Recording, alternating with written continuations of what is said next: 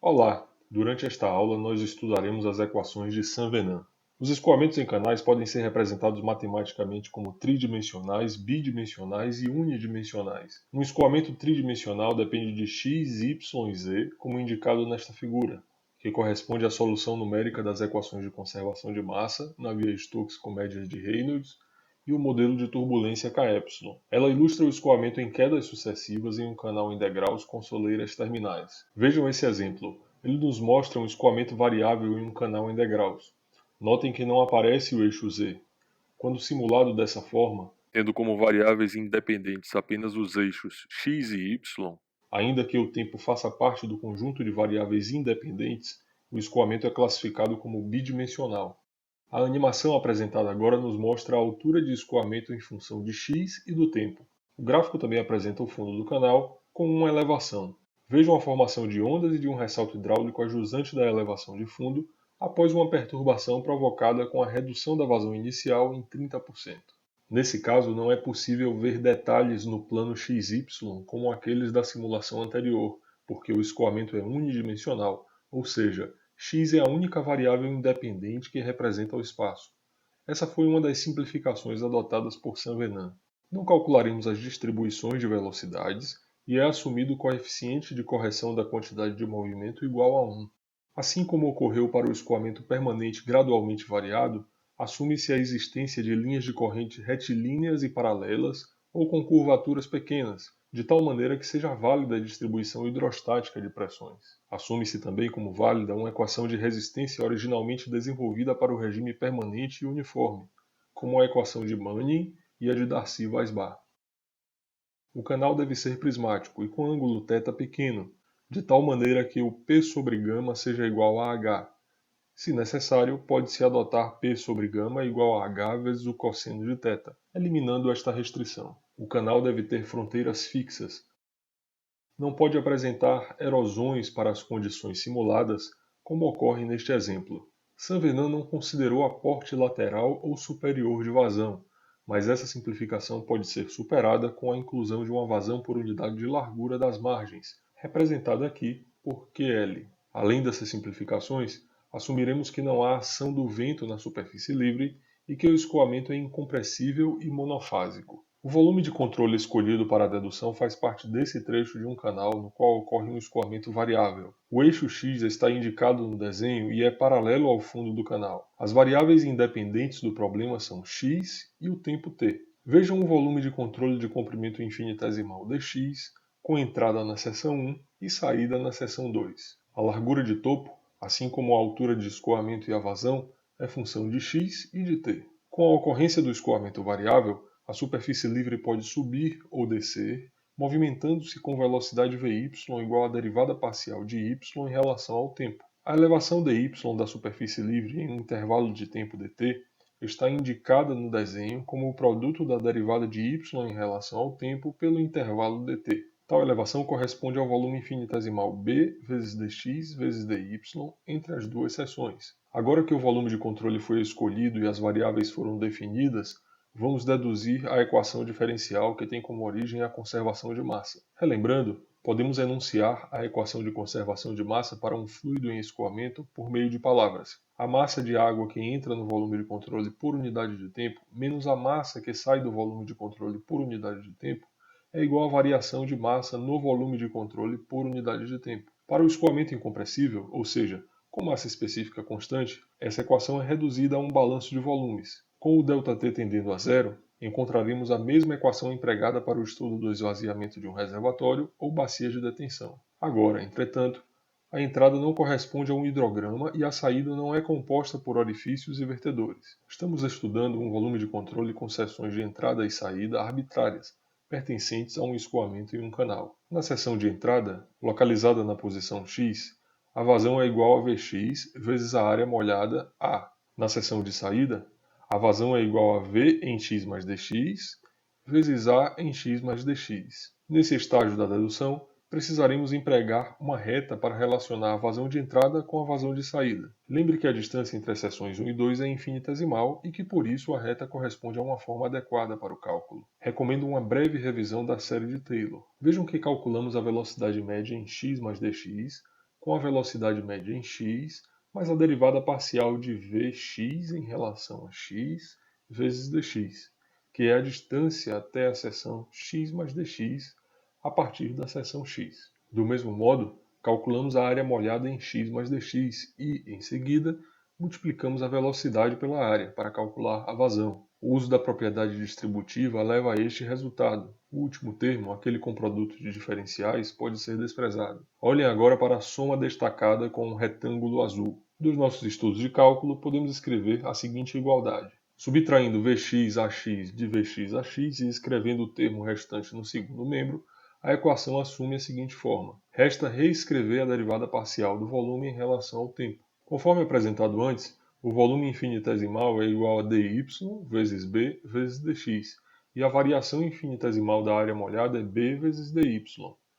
Desse modo, podemos reescrever a derivada do volume em relação ao tempo como a derivada da área molhada em relação ao tempo vezes dx. Substituindo este resultado na equação anterior e dividindo a equação por dx, encontraremos a primeira equação deduzida por Saint-Venant, que representa a conservação de massa para as simplificações adotadas. Notem que o subscrito x foi suprimido. Essa forma de escrever a equação, sem produtos entre variáveis dependentes e derivadas de variáveis dependentes, é denominada como forma conservativa e possibilita a solução numérica de problemas que apresentem descontinuidades como parte da solução. Uma descontinuidade pode representar, por exemplo, um ressalto hidráulico ou uma onda positiva. Para encontrar a forma não conservativa, basta empregar a regra do produto mais uma vez, como indicado aqui. Ainda nesta página, vejam uma possível forma de modelar as contribuições ao longo do percurso, como ocorre, por exemplo, em um sistema de drenagem. A vazão QL é a vazão por unidade de comprimento das margens. Como a equação original foi reescrita com os termos diferentes de zero no segundo membro, o sinal positivo de QL representa a saída de água do canal e o sinal negativo representa a entrada de água no canal. A segunda lei de Newton, originalmente escrita para um sistema, nos diz que o somatório de forças que atuam no sistema é igual à taxa de variação temporal da quantidade de movimento linear do sistema. Quando escrita para um volume de controle, a segunda lei de Newton assume esta forma. Podemos ver que o somatório de forças no volume de controle é igual à taxa de variação temporal da quantidade de movimento dentro do volume de controle, mais a taxa resultante da passagem de quantidade de movimento através de toda a superfície de controle. Vamos começar calculando as componentes em x das forças. O volume de controle está representado neste desenho com entrada em 1 e saída em 2. A força-peso W da água dentro do volume de controle tem uma componente em x, representada com o símbolo WX. O desenho também nos mostra o ângulo alfa entre a horizontal e o fundo do canal. É possível ver também um nível de referência com z igual a zero, z1 e z2. Como o volume de controle é infinitesimal, a massa de água dentro dele é infinitesimal também, representada como dm. Desse modo, o peso da água dentro do volume de controle é dm vezes g. Como dm é a massa específica vezes o volume, podemos escrever ρ vezes d volume vezes g e, em seguida, γ vezes d volume, sendo γ o peso específico. A distância entre as seções 1 e 2 é infinitesimal, por isso podemos calcular o volume dvol como A vezes dx. Substituindo no peso, encontraremos γ vezes A vezes dx. Notem agora que o seno de alfa é igual a wx sobre w e também é igual a z1 menos z2 sobre dx. z1 menos z2 sobre dx é igual a menos a derivada de z em relação a x, que é igual a I0, a declividade de fundo do canal. Lembre que para ângulos pequenos, o seno de alfa se aproxima da tangente de alfa. Com essas considerações, encontramos a força-peso em x igual a γ vezes A vezes E0 vezes dx. Calcularemos agora as forças de pressão sobre as superfícies de controle de entrada e de saída, representadas por F1 e F2 respectivamente. Empregando a distribuição hidrostática de pressões, a força sobre uma superfície plana submersa é igual à pressão no centroide da superfície vezes a área molhada. Para a seção 1, a altura de escoamento é y e a área molhada A. Na seção 2, utilizando mais uma vez a aproximação por uma reta, a altura será y mais dy dx vezes dx e a área A mais dA dx vezes dx. Sendo o y com uma barra superior igual à profundidade do centroide, a força F1 é calculada como γ vezes y barra vezes A. A força F2 é calculada como γ vezes y barra na seção 2 vezes A na seção 2. Empregando a propriedade distributiva e desprezando os termos de ordem superior, encontramos o seguinte resultado para F2. Calculando F1 menos F2, encontraremos esse resultado, representado como dFp. Como sabemos, as formulações para o y barra dependem da forma da seção transversal. Para uma seção retangular, por exemplo, y barra é igual a y sobre 2. Essa equação para dFp corresponde à forma conservativa. A força de cisalhamento em uma superfície infinitesimal entre as seções transversais 1 e 2 é igual à tensão de cisalhamento naquela superfície vezes dp vezes dx, sendo dp uma parte infinitesimal do perímetro molhado. A integral dessa força é a força de cisalhamento entre 1 e 2, decorrente da interação entre a água e o canal. Para evitar a integração da distribuição de tensões, vamos usar a tensão de cisalhamento média sobre o perímetro molhado, representada por τ0. Desse modo, a força passa a ser calculada como τ0 vezes P vezes dx. Assumindo como válido a equação de Darcy-Weisbach, podemos lembrar facilmente que a tensão de cisalhamento é igual a ρ vezes F vezes V ao quadrado sobre 8, o que leva à identificação da perda de carga infinitesimal, dH. Multiplicando e dividindo a equação por dx, aparece dH dx, que é a declividade da linha de energia representada por IF. É nesta parte da equação que utilizamos a equação de Darcy-Weisbach ou a equação de Manin para calcular a perda de carga. Com os resultados obtidos até aqui, podemos escrever o somatório de forças em x. Resta calcular o segundo membro da equação, que corresponde à taxa de variação temporal da quantidade de movimento dentro do volume de controle e a taxa resultante da passagem de quantidade de movimento através da superfície de controle. Aqui está o volume de controle mais uma vez, agora com a indicação da quantidade de movimento que entra, por unidade de tempo, e da quantidade de movimento que sai, também por unidade de tempo. Percebam que a ideia de uso de uma reta foi empregada novamente. Lembrem que para a seção de entrada, o vetor n aponta para fora do volume de controle e forma um ângulo de 180 graus com o vetor velocidade, que aponta para dentro. Por isso, o sinal negativo para a quantidade de movimento que entra por unidade de tempo. Para a saída, o ângulo entre V e N é zero, por isso o sinal positivo. Fazendo as contas, encontramos o seguinte resultado na forma conservativa. Para a taxa de variação da quantidade de movimento dentro do volume de controle, vamos substituir d volume por A vezes dx e utilizar a velocidade média, v.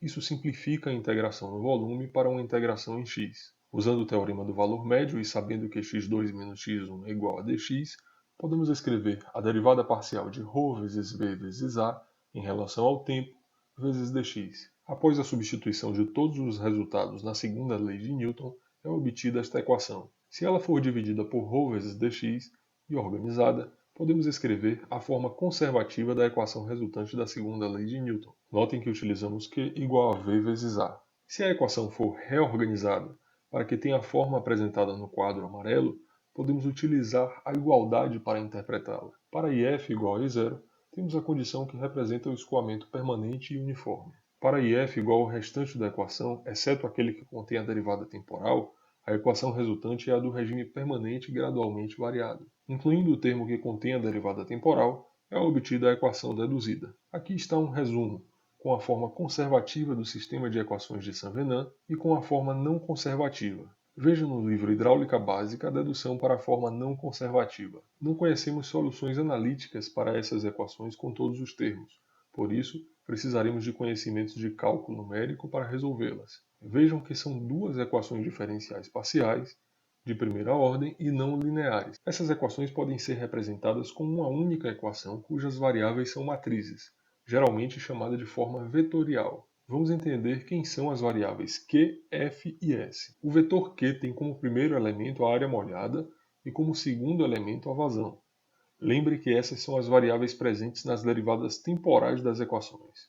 O primeiro elemento do vetor F é a vazão, por isso ele é representado por Q2, que é o segundo elemento do vetor Q. O segundo elemento do vetor F é aquele associado à derivada em x, presente na equação da quantidade de movimento. Ele também pode ser reescrito em termos de Q1 e Q2, exceto pelo y barra. O vetor S tem como primeiro elemento o zero do segundo membro da equação da continuidade e o termo do segundo membro da equação da quantidade de movimento. Esse vetor é denominado como termo-fonte. Será a partir dessa equação que escreveremos as formas discretas para a elaboração dos códigos. As equações na forma não conservativa também podem ser representadas com uma única equação vetorial. Calcula-se a derivada de y em relação ao tempo, v vezes a derivada de y em relação a x, hm vezes a derivada de v em relação a x, e essa soma é igual a zero, que é o primeiro elemento de J.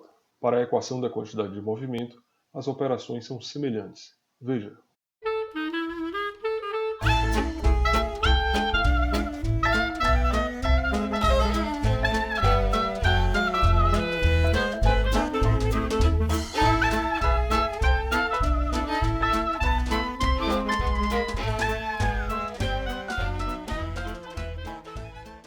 Vejamos algumas informações essenciais sobre essas equações. Nesta página é apresentado o cálculo dos autovalores da matriz convectiva com o uso do polinômio característico. Lembrem que I é a matriz identidade. Como resultados, encontramos dois autovalores reais e diferentes, que são fisicamente as velocidades absolutas das ondas originadas por pequenas perturbações. Os autovalores reais e diferentes caracterizam o sistema de equações de Saint-Venant como hiperbólico. Chegaríamos à mesma conclusão com o cálculo dos autovalores da matriz jacobiana do vetor f, presente na forma conservativa. As equações diferenciais parciais originais são as equações de Saint-Venant. Vamos escolher um método numérico que transformará as equações originais em equações algébricas, com as quais poderemos fazer as contas. De forma geral, para EDPs, esse método pode ser de volumes finitos, diferenças finitas, elementos finitos, entre outros. O fundamental agora é responder às seguintes perguntas. A equação transformada é consistente e estável? Há métodos de análise que permitem responder a essa pergunta. A análise de consistência nos dirá se a equação algébrica tende para a equação diferencial original quando ΔX e ΔT são reduzidos. A análise de estabilidade mostra se perturbações introduzidas nas soluções das equações tendem a crescer ou reduzir. Um método numérico pode ser incondicionalmente estável, condicionalmente estável ou instável. Se a resposta a essa pergunta for não, devemos descartar as equações algébricas e escolher outro método que atenda a esses dois critérios. Se a resposta for sim, saberemos que as equações algébricas são convergentes, ou seja, que elas fornecerão resultados próximos aos resultados analíticos das equações originais se ΔX e ΔT tenderem a zero. É o teorema da equivalência de Lax que demonstra essa afirmação. Além dessa resposta fundamental, os métodos numéricos para EDPs dessa natureza podem apresentar alguns problemas. Por isso, outras perguntas devem ser respondidas, como o método é conservativo, o método apresenta difusão numérica, o método apresenta dispersão numérica. Estudaremos esses aspectos posteriormente com alguns exemplos. Vamos estudar dois métodos numéricos que estão entre os mais simples e são capazes de fornecer resultados úteis para diversos problemas. Antes, vejam esse gráfico para que possamos entender a notação utilizada. O eixo x será dividido em partes iguais como indicado aqui. Escolhendo um nó qualquer em uma posição x desse eixo, vamos chamá-lo de I. Desse modo, haverá i-1 em x menos ΔX e i mais 1 em x mais ΔX. O eixo temporal será discretizado de acordo com o intervalo de tempo ΔT. Usaremos o n para representar o tempo t, n-1 para t menos ΔT e n mais 1 para t mais ΔT. Conforme demonstramos, as equações de Saint-Venant formam um sistema hiperbólico, sendo esta uma classificação importante para o estudo de equações diferenciais parciais e suas soluções numéricas. Vamos aprender dois métodos numéricos para esse tipo de sistema. Pensando na equação vetorial, vamos considerar inicialmente a ideia de calcular a derivada de q em relação ao tempo por uma aproximação que utilize QI em n mais 1 menos QI em n sobre ΔT. Considere agora a derivada espacial de f de q. Uma possível aproximação é esta escrita aqui, que emprega f no instante n em mais 1 menos f no instante n em menos 1 sobre 2 vezes ΔX. Trata-se de uma aproximação denominada como diferença finita centrada. Se essas duas aproximações forem combinadas, elas darão origem ao esquema centrado. A análise de estabilidade aplicada a esse tipo de aproximação mostra que o esquema centrado é instável, por isso não podemos utilizá-lo. Os matemáticos Lax e Friedrichs tiveram a ideia de substituir QI em n por uma média entre QI-1 e QI mais 1 em n, como indicado aqui. Essa mudança confere estabilidade ao método numérico, originando o que denominamos como método de Lax e Friedrichs. Uma possível forma de calcular o termo-fonte é com a média apresentada nesta página. Empregando essas aproximações na forma original da EDP, podemos isolar o QI em n mais 1, resultando na seguinte forma discreta. Notem que no segundo membro da equação discretizada só há variáveis no instante n. Isso significa que precisaremos de uma condição inicial para o problema, a partir da qual iniciaremos os cálculos, sendo possível fazer as contas de forma direta. Métodos como esse são chamados de explícitos. Se no segundo membro houver uma variável calculada em n mais 1, o método é implícito e geralmente requer um processo iterativo. O método desenvolvido por McCormack também é explícito, mas é de segunda ordem. Ele tem dois passos. Primeiro, com base nas condições iniciais, calcule a derivada de q em relação a t e qi em n mais 1.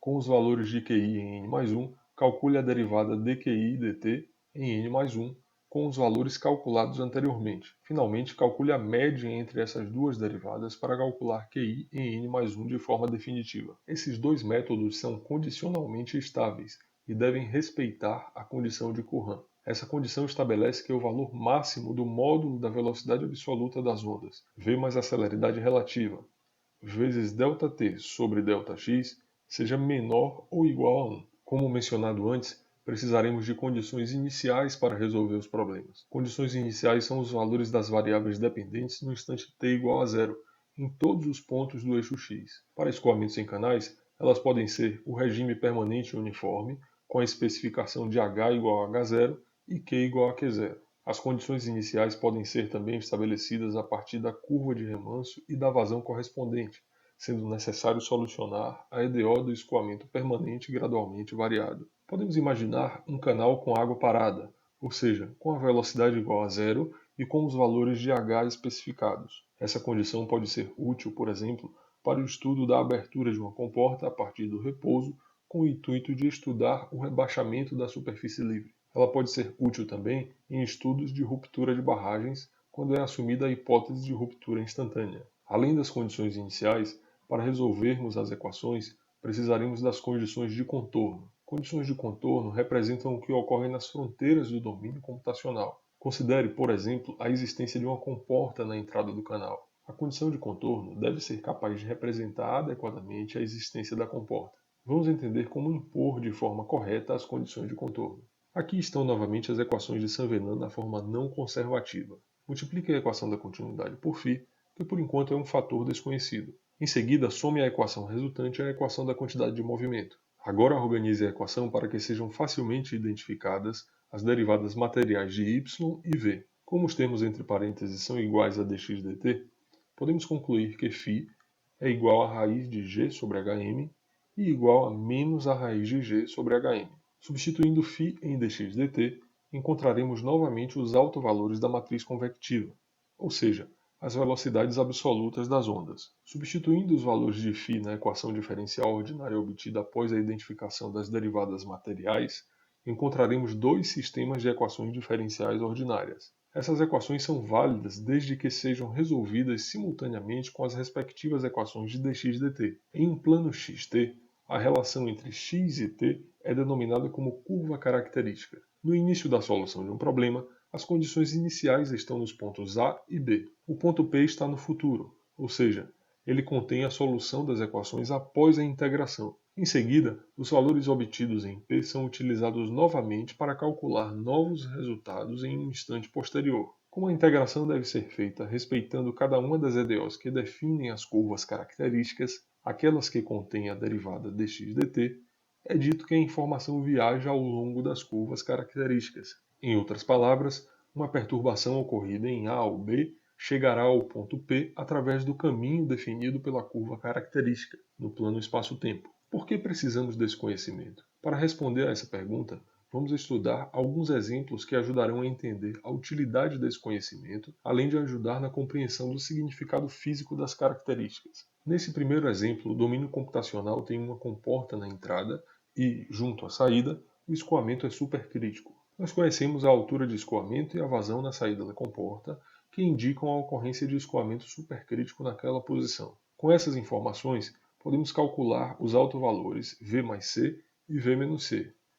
Como o escoamento é supercrítico, V é maior do que C, e os dois autovalores resultam positivos, indicando a existência de duas curvas características positivas, ou seja, crescentes ao longo de x. Esse comportamento aponta para a necessidade de imposição da altura de escoamento como um valor fixo, assim como o da vazão.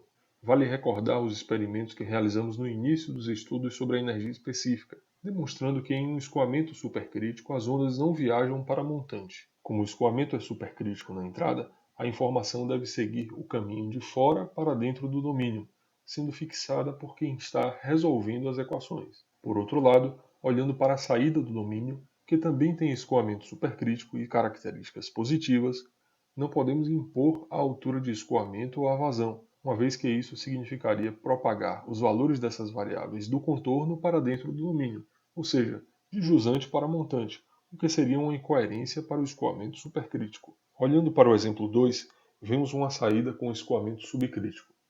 Sabemos que perturbações em escoamentos subcríticos se propagam em todas as direções.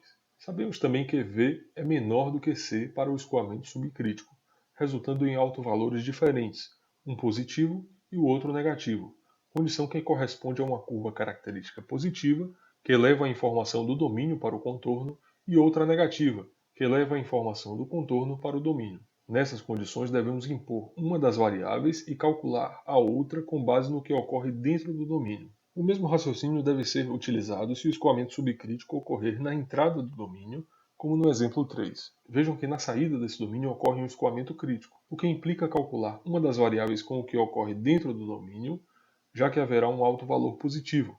A outra variável deve ser determinada com base na equação resultante do número de Froude igual a 1. Como as soluções envolvem mudanças no tempo e no espaço, é possível que um contorno com escoamento subcrítico, por exemplo, passe por uma mudança de regime. Nesse caso, o código deverá ser capaz de identificar a mudança de regime e realizar a alteração das condições de contorno. Para a realização dos cálculos, o ideal seria empregar o resultado da integração das EDOs obtidas com o método das características, mas essa integração não pode ser feita de forma exata, sendo necessário o uso de aproximações. Por simplicidade, podemos adotar extrapolações sem prejuízo à precisão da solução. Para a entrada, por exemplo, calcule o que ocorre no contorno com base no que ocorre no domínio, utilizando h em 0 no instante t mais ΔT igual a h em ΔX no instante t. Para a saída, h em L, que é a posição final do domínio, é igual a h em L menos ΔX. Para fixar um valor ou função,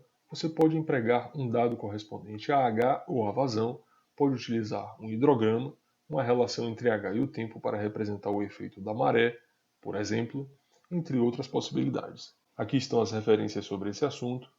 Agradeço a todos pela atenção e até a próxima.